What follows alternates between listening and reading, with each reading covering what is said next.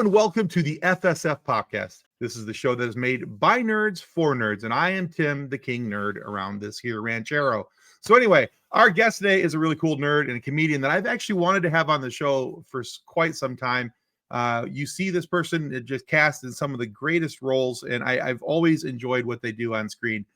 I have laughed ridiculously more times at what this has come out of this person's face than I would like to admit. Not only from their stand-up, but also just there's a line about a sock in the movie Free Guy that I nearly snorted coke out of my face with. Anyway, you've seen him in shows like Lemony Snicket's A Series of Unfortunate Events. I already mentioned Free Guy. There's Stranger Things, Reservoir Dogs, there's Fallout. That's just naming a few of them. He's also an author, a game creator, a co-host of a podcast named Not Rocket Science. There's a whole bunch of other really cool stuff. I am very, very excited to welcome Matty Cardarpole to the FSF podcast. Welcome to the show, Matty. What's up, Tim? Thank you so much. You called me a nerd. Hey, I wear it with a badge of honor. That is a great thing to be called, in my opinion. I know, I'm kidding. Yeah, thank you so much. I'm really happy to be here. Thanks for having me. I'm excited for this. Yeah. Yeah. So, Matty, one of the first things that we always like to do with any guest that we have on our show is because, like I said, we're nerds. And what does a nerd like more than anything else with its heroes? A good origin story. And you are the hero of today's story. So, what got you here, man? What's the origin story for Matty Cardarpole? The origin story is birth. I was born in a log cabin in Exeter, New Hampshire. Nottingham, New Hampshire. Nottingham, New Hampshire. In a cabin, a log cabin, kind of like Robin Hood. Nice. Nottingham. But yeah, I was born in Exeter. I went to high school in Exeter High School. I was really into poetry in high school.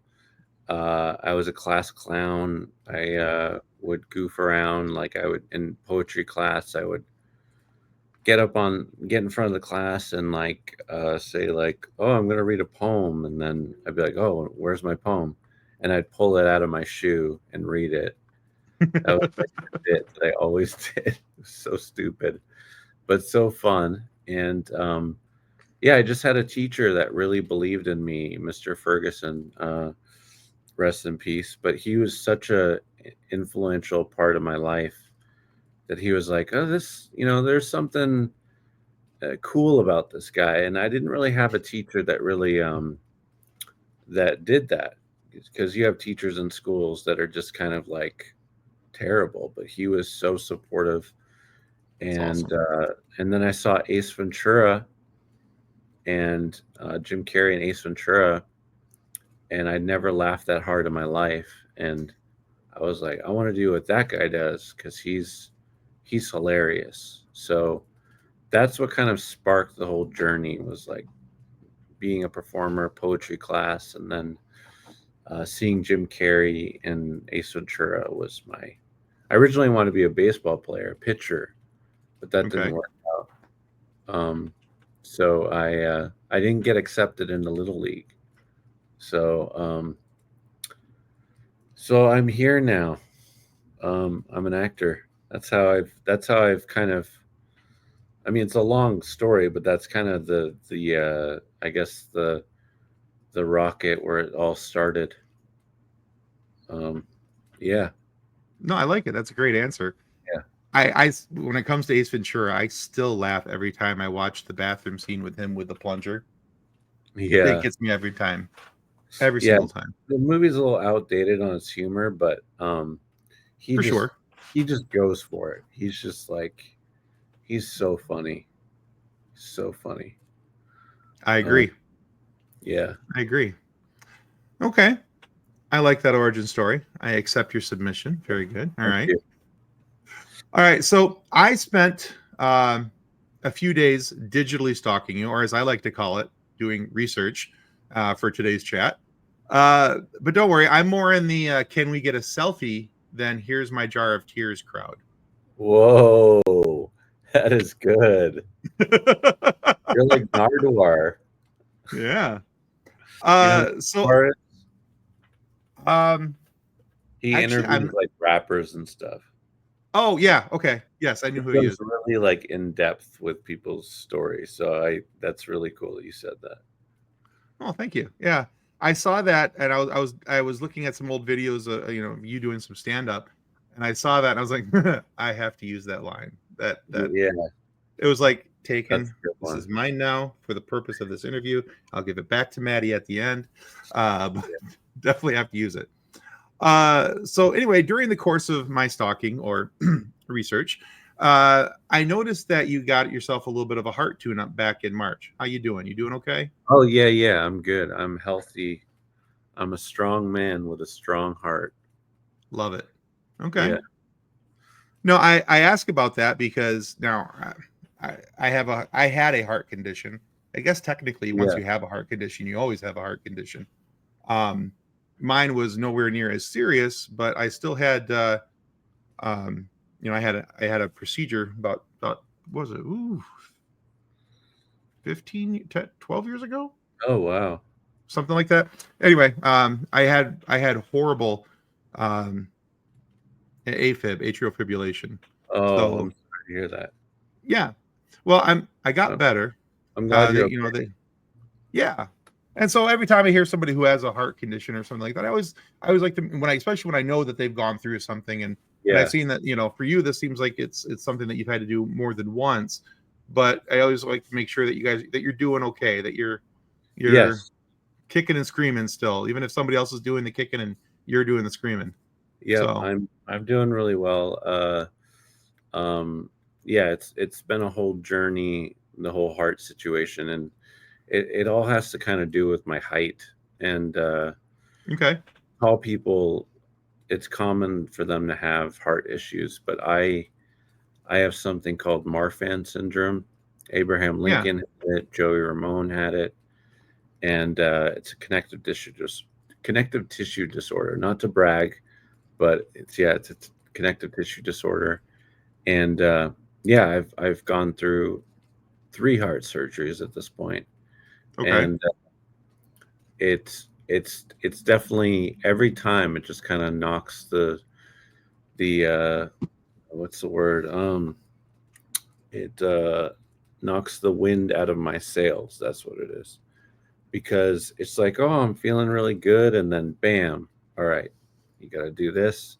But luckily I'm in a position right now where I'm good. Like I'm gonna be good, so that feels good to me. That's Yeah, great. yeah, No, that's great, man. Awesome. Well, I'm glad to hear they got you tuned up. They got you ready and yeah, raring to go, because I need more Matty on the screen. thank you. That's a big must. That means a lot. Okay. All right, cool. Now, so in other forms of research, I also noticed that you have a couple of poetry books, with your latest entitled Yeah, "This is basically poems." This book is basically poems that hug you. What can you yes. tell my listeners and my followers about your book, and where they can find it? Yeah, I love poetry, and I love just the art of poetry. It's like painting. You can just jumble a bunch of words together and make it fun and meaningful, and it's a it's a good escape, and it's old fashioned. And yeah, that book, and most of the books I write, just have a sense of what I try and do as an actor performer is to bring joy and comfort, and that's what I hope those books do. And that my latest book is, yeah, this book is basically poems that hug you. It's on Amazon, and then my other book, Happy Birthday Every Day, is also on Amazon. And yeah, it's just like inspirational comfort books that make people feel good about themselves and inspire them. Yeah. Because I you know, No, oh, I'm sorry. I didn't mean to cut you off. Go ahead. uh, I think about this a lot, but inspired, the original meaning is in spirit. So I like to think of things. How can I elevate and uplift other people? So that's what I try and do with my poetry and performing and just being a human in general.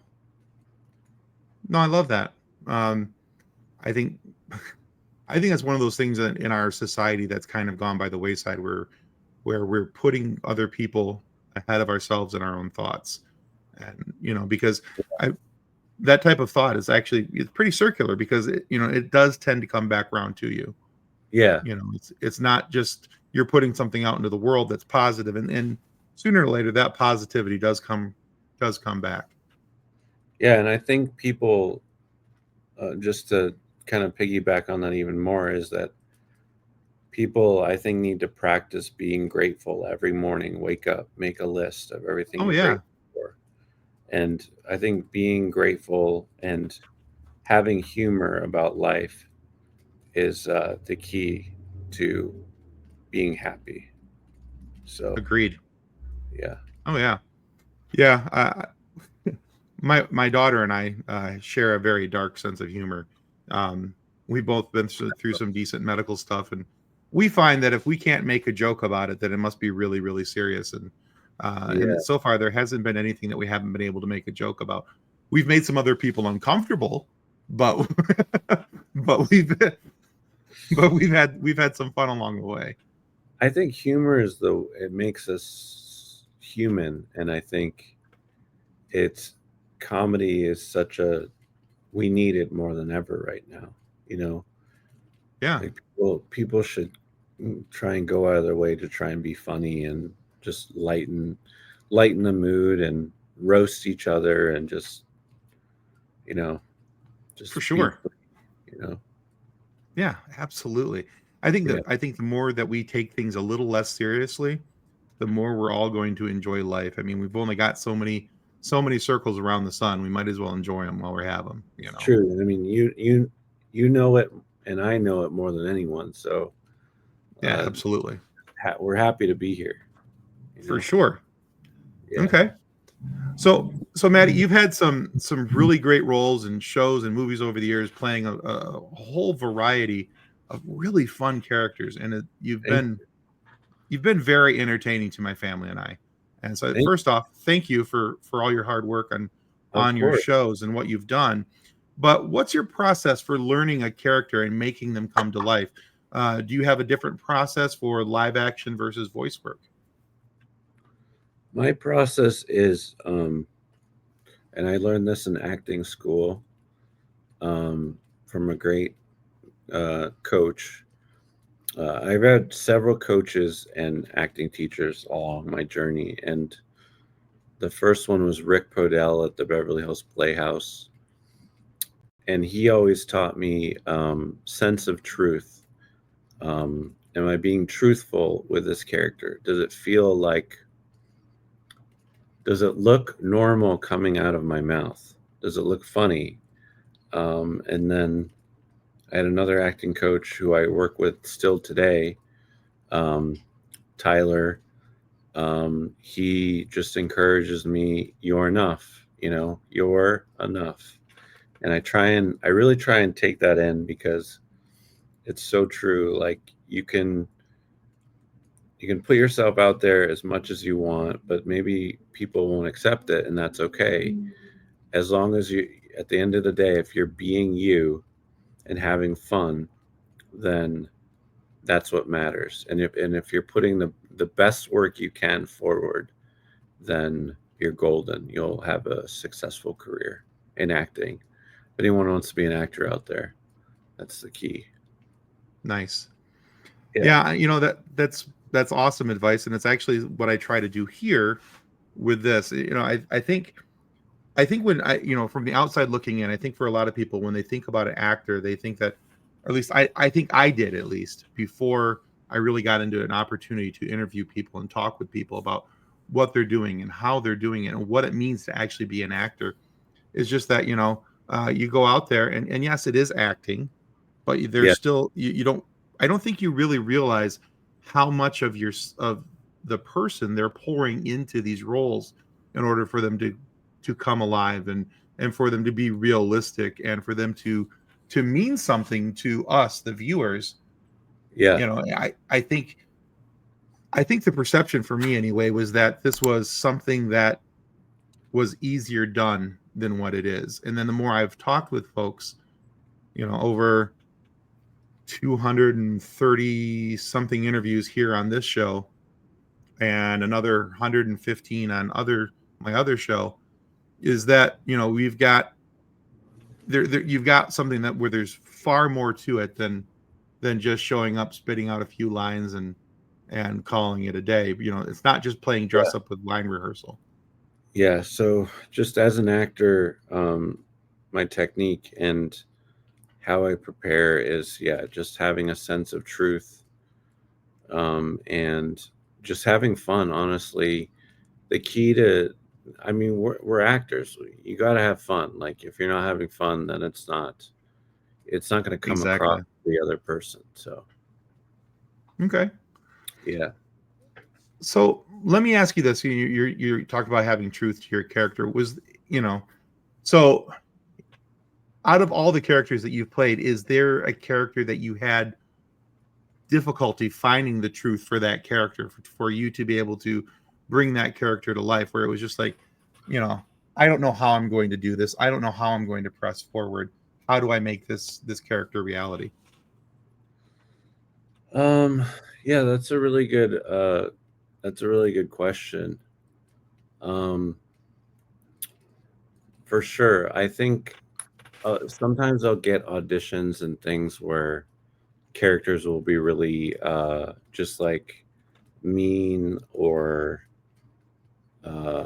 harsh or violent or things like that. And I've built such a trust with my fans that I try not to steer too far away from being funny. Like I don't ever want to be too dramatically violent or things like that. So I have a really hard time. I've actually stopped even auditioning for roles like that because it's just not fun, and it's hard to find the sense of truth in that. I one of my best friends, Chris, at my wedding said that I couldn't even play like asshole characters. He was describing me being such a good guy, and he was like, he reminded me of, he was remembering a story where I was just like, I can't do this. Like I tried to read the scene with him, and I just couldn't, you know. So yeah, So, yeah, no, I think that's great. I think that, you know, I think it's great that you've set a boundary as to what you're willing to yeah, do, what you're not willing to do. I think so many, you know, I've talked with a lot of folks where, and maybe it's more of an issue when they were a younger actor, maybe coming up, where it was just like, okay, I'm going to take anything that's thrown at me, and then they yeah, feel regret over a certain role or a character because it's not speaking to their truth. It's not speaking to who they are and what they wanted to put out into the world. So I think it's really cool that you've allowed yourself to establish boundaries. yeah, yep. I think you have to in this business. Yeah. Okay. So well, now one of the things I didn't mention in the outset is that you're you're also in the new SpongeBob movie, Yeah, Saving Bikini Bottom. So I yep. wanted to save that mention for here. So what can you tell us about that, and tell our listeners where to watch it and when? Yeah, for sure. That's on Netflix streaming now. And yeah, that was such a fun project. It was my biggest role that I've done in a film, which was really cool, supporting lead.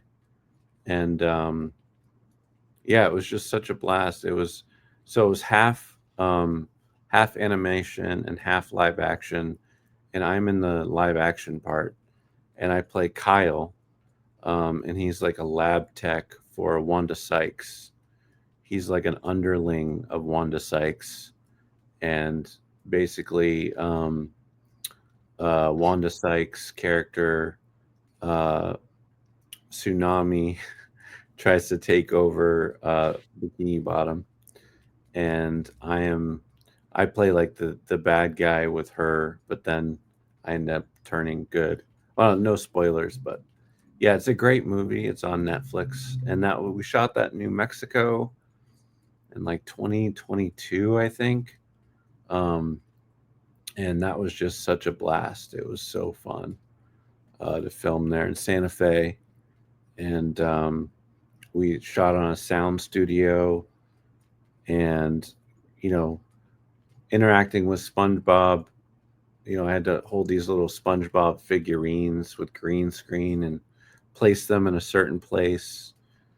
And it's a good thing I know some mime, because there was a lot of miming parts to that, which was really fun. But yeah, it's on Netflix, called it's called Sandy Cheeks Saving Bikini Bottom. It's out now on Netflix. That's awesome. Yeah, I saw the trailer I saw for it is the one where you and I don't remember who you're speaking with, but then Wanda comes in and you guys are both like, but you're kind of freaking out a little bit, but yeah, it was fun. Yeah, we'll be watching that movie this weekend. We haven't had a chance to yet, but that's right. That's in our most people have a TBR list, a to be read list. I have a TBW, a to be watched list. So we're pushing that one up to the front this weekend, because with the end of Andor, I need to see. That's a great show. If you're a Star Wars fan, it's I am, yeah. I love the Mandalorian. Nice, yeah. So well, that's just I have the Yoda, the guy that does the voice of Yoda, signed a Yoda headshot. Oh, so, nice. Frank Oz? Yeah. That is cool. Yeah. Yeah, we've had some fun here. We've been able to interview a few folks from Star Wars, and Star Wars is always my biggest thing. So anytime I get to talk with anybody from Star Wars, I'm always like, "Hi, I'm Tim. How's it going? I'm Tim." Gonna see if I can grab it, actually. Okay. Because it's really cool. Yeah. Yeah, I'm grabbing it right now. Here we go.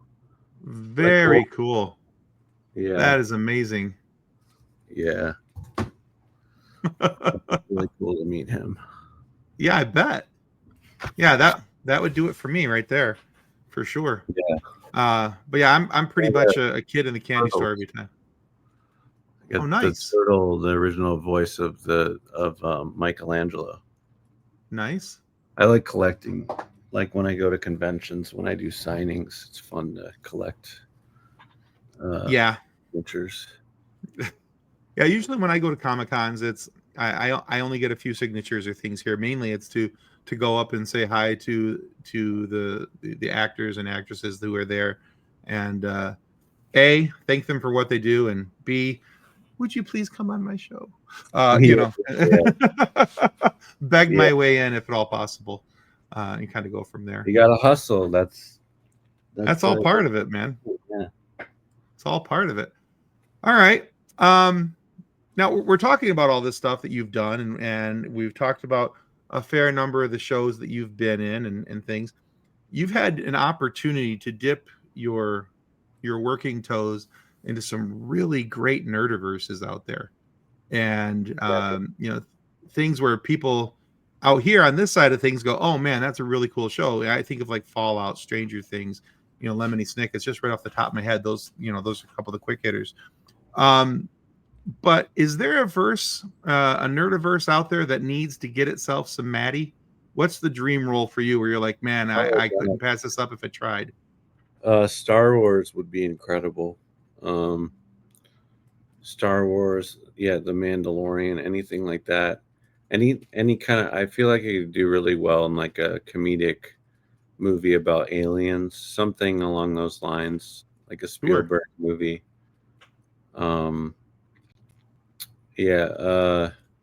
Anything in sci-fi I'd love to do, or fantasy, like Lord of the Rings would be really cool. For sure, yeah. Anything along those lines. And I feel like I just feel like it's on my horizon. I feel like something's coming where I'll do some kind of big sci-fi movie. That'd be awesome. I don't know what it's going to be, but I just feel it. Well, it's one of those, I always say it's one of those things where you have to put it out there for people to know that you want it. Exactly. Because, what's the worst that can happen? Somebody says no, or it doesn't happen. But at least you made the effort. You put yourself out there to to make yourself available. Exactly. Yeah. So yeah, and I could see you very easily in a few different Star Wars roles. I could see you very easily. I think one of the a great. I think that it would have been great to see you like in the Men in Black series. That would be I would cool. have. I would have loved to have seen you, dressed up in the black suit with the tie. That would be amazing. Especially when the one where they lost Kay as you were as a replacement for Kay would have been fantastic. Oh yeah. That's I think hilarious. I think it'd have been a lot of fun for that. Yeah. Okay. Cool. Yeah. All right. So that's officially out in the universe. Let's see what comes of it. Thank you. Thanks, Tim. All right. So suggestion time, Matty. Okay. The reason I do this is, and the reason why I asked the question in the beginning of the interview, about the origins is, so I love to know what makes people tick, why they do what they do, what's the seed of motivation for what they're doing and why. So I asked that question in the beginning about origins, and so I like to ask. This is a new question I've added, and there's really only 3 questions that are the same in any interview that I do. The origin question, because I like to know what makes you tick. Yeah. I just added this one about 2 or 3 episodes back because I thought it was kind of cool and it gave me more insights into somebody. And then our silly question has been pretty much the typical one for the last 20, 30 episodes, just because it's fun to hear people's responses to this one. But here goes the second standard question. And I call it suggestion time. Okay. So what are you reading or listening to that you think everybody else should know about? Oh, I like that question. Right now I'm listening to the audiobook, The Power of Intention, and I'm really enjoying it. Yeah. And what am I watching? I'm really liking Seth Rogen's show, The Studio. I've been watching that. I really like it. I'm not quite sure how to help you. Okay. That would be my Alexa Echo Dot right behind my. Oh, weird. Decided it needed to chime into the interview, so that's fantastic. So thanks for that. All right. She doesn't know how to help us, but that's okay. All right. Yeah. But yeah, I've watched a couple episodes of that Seth Rogen show, and the thing that I like about, I think I could say that's best about it, it's not whatever conception you have of Seth Rogen as an actor or the roles that he would typically have played, especially in his younger days. I feel like this is a completely different style of role, and it just feels, for sure. It just feels so much different. Yeah. Yeah. And is it really scary that we have a grown-up Seth Rogen? No. I really like the last of Us. Okay. It's a great show too. Excellent. All right. I can't believe Joel died. That's so ridiculous. Have you seen this? I have not. I'm not a big zombie fan. Oh, okay. So I have not watched it. My friend Kathleen, who's also my co-host, wasn't able to be here today, but she loves that show, and yeah, she was none too thrilled, after that happened. And she came back. I know. She's like, hey, she was complaining about it. I was just like, yep, yep, absolutely. Sounds horrible. That's awful. They're like, they did. Yep, you're right. They done him dirty. How dare they? So, just trying to be a supportive friend, Yeah. Because you know what? In all fairness, she does the same thing for me when I'm complaining about something in Star Wars. If there's something, all I will say, because you have not watched Andor yet, is there's something that happens. I wasn't necessarily thrilled about it. It's actually good for the story. It's actually good for. I'm not going to tell you. Okay. I can't. It's against my moral fiber. Last of Us. Yeah, it's against my moral fiber to provide spoilers. So I just can't. Yeah, that's cool. It's good for the story. What happens? But yeah. So anyway, it's towards the end of the second season. You'll figure it out pretty quickly when it happens. So it's pretty obvious. I'll just leave it at that. Okay. You can message me later and be like, "Ha, totally figured it out." I will. Yeah. All right, Matty. We have reached the point where we need to ask you our silly question. Okay. Now how this it's not all that silly. We just like to call it a silly question. Now, the reason why this came up is like I said, I have a co-host named Kathleen, and her and her daughter were out and about. Somebody asked her daughter this question, but not her. And Kathleen was like, "How rude. Everybody should get asked this." I have an answer for this too. So that question is, Matty, Yeah. what's your favorite dinosaur? Oh. My favorite dinosaur. I love this question. It would, gosh, I think it would have to be a T-Rex because they just look so cool. Mm-hmm. Or a Stegosaurus. Nice. I'm tied between a T-Rex and a Stegosaurus. Nice. Yeah. Every time I think about a T-Rex, though, I think of two things. Number one, I think of Ryan Reynolds in Deadpool. Everybody fears T-Rex. Yeah. And then my mind immediately goes to the animated movie from Walt Disney called Meet the Robinsons. Oh yeah. I got a big head, little arms. Anyway. Yeah.